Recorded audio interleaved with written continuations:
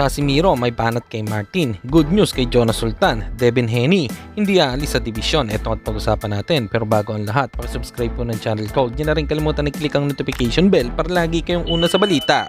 Mabagal na laban ang aasahan. Balita sa mga pambato na isasalang. Pasabog na video, lahat yan nandito. Nino Cruz TV ang iyong paborito. Pag-usapan nga po natin mga kaboxing, kumpirmado na ang laban ni Jonas Sultan kontra Frank Gonzalez na may kasalukuyang kartada nga ito na 12 wins, 6 KO at may 3 talo. Si Jonas Sultan naman ay may record ngayon na 18 wins, 11 KO at may 6 na talo.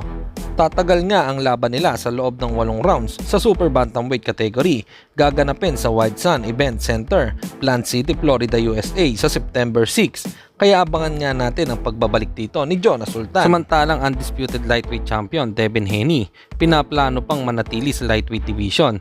Sa ngayon nga po ay pinaplansya na lang ni Haney at kalaban nitong si WBC Junior Welterweight Champion Regis Prograis ang laban nila sa darating na Oktubre. Sinabi ni Devin Haney sa interview ng KORTC Sports YouTube channel na meron pa din naman daw siyang pwesto sa lightweight division. Pwede pa din naman daw siyang bumalik dito. Ngayon kasi ay nandyan pa din ang malalaking pangalan. Sa division na ito, nandyan si Gervonta Tank Davis, Shakur Stevenson, Isaac Pitbull Cruz, Vasily Lomachenko at Frank Martin na pare-parehas ngang makakapagbigay sa kanya ng malalaking laban. At sa kabilang balita naman tayo mga kaboxing, may banat nga po dito si Cuadro Alas kay Wonderboy. Ayon nga dito, papalag or papawag, hahaha. Alam nyo ba sila sana maglaban noon? March ni Pilipos at Martin. Ang tanong dyan, sila ang hindi lumalaban. Papalag daw kahit sino, hahaha. Ganito na lang muna ang ating balita. Dito na lang ang aking boxing news report. Babu!